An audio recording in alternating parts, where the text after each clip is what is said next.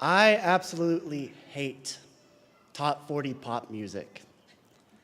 I think it's annoying, overplayed, and overly basic. I feel so basic listening to it that every time I listen to the radio, I feel like two venti pumpkin spice lattes are being shoved into each of my ears. Whenever I'm at a party and everyone's dancing to the new hippity hoppity Taylor Swift, I'm that one guy you see who's alone in the corner, casually pumping his fist and pretending to be a hipster. I refuse to shake it off. However, despite their simplistic packaging, there are often raw emotions that are conveyed through a pop song's lyrics. You can usually gain a sense of joy, sadness, or anger through these lyrics. Even though these ideas and emotions aren't overly complex, it doesn't mean that they aren't important. Therefore, here are my top 40 takeaways from my time at Rice. Apparently, I only have 5 minutes. So here are my top 3 takeaways from my time at Rice. I will be using pop lyrics as my emotional guide. If you don't believe me, just watch. My first takeaway is inspired by the great philosopher Rihanna. In her song titled Work, she boldly utters the now famous phrase, and I quote, "Work, work, work, work, work. You see me, I be, work, work, work, work, work." It's simple, yet it's profound. In fact, I have this exact quote tattooed onto the back of my shoulder. Here's the takeaway. Whatever you go into, you are going to have to be passionate about it if you want to make it a career. Because no matter what you want to do, it's going to be a lot of work. Have you ever said to yourself, wouldn't it be cool if I blank? Something along the lines of, wouldn't it be cool if I started a blog? Wouldn't it be cool if I learned computer coding? Wouldn't it be cool if I backpacked through Chile or any other country for that matter? You know what would actually be cool?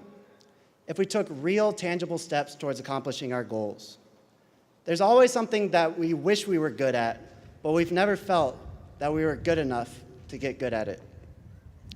But as Rice University graduates, we need to realize that we all have skills. Let's put them to something we actually care about. Don't stop experimenting now. Here's my second takeaway. Make sure to hold on to the people that you've met and the people that you care about. To quote the Beatles, we all get by with a little help from our friends. My biggest regret from high school is that I did not do a good job of keeping in touch with my friends back home.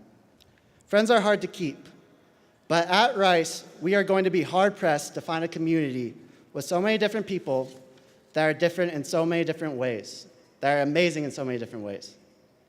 Every single one of us is going to do great things. Even that one person in section 4, row J, seat 2, that is taking a nap, that person may cure cancer one day. I say all of this because you do not want to end up in a situation 5 years from now where all of your college friends look at you and say, "Well, you used to call me on my cell phone." Friends matter, and like anything worthwhile, it takes effort to keep them. Also, you should call your mom every now and then. My third and final takeaway that I have is from everyone's second favorite Canadian, Justin Bieber. If you're going to remember anything from the speech, it should be this: you should go and love yourself. I don't know about you, but the one thing that really hurt my confidence during my first few years at Rice was the notion that everyone around me was smarter than me. I honestly felt like I didn't belong because I wasn't good enough. I would hear my roommate talking about organic chemistry and aromatic rings and Mercedes benzines, and it would really intimidate me. We often talk about the great things that we're going to do after we graduate, but for the longest time, I didn't think that applied to me. At times, I really felt like an imposter here.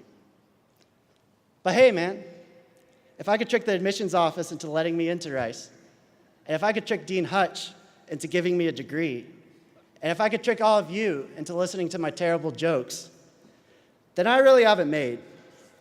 You didn't fool anybody to get here. You earned your spot for a reason. Yes, there may have been times when your grades were bad and not bougie. Times when you and your amigos wanted to drop top out of school.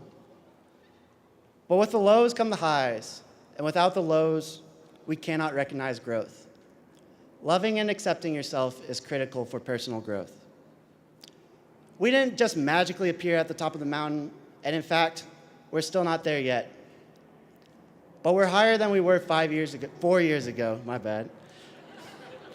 And we can see the path ahead, and it's only going up. As Rice University students, we will demand to keep learning, we will demand to keep growing, and when there are no more mountains to climb, we will demand to build another one. Now, I could stand here all day and say, hey now, you're an all-star, get your diploma, go back to grad school. But we would not get much done that way. Let's celebrate today, take a nap, listen to some top 40 music, but most of all, remember what makes you great. Remember why you do what you do and keep doing it. You've definitely earned it. Thank you.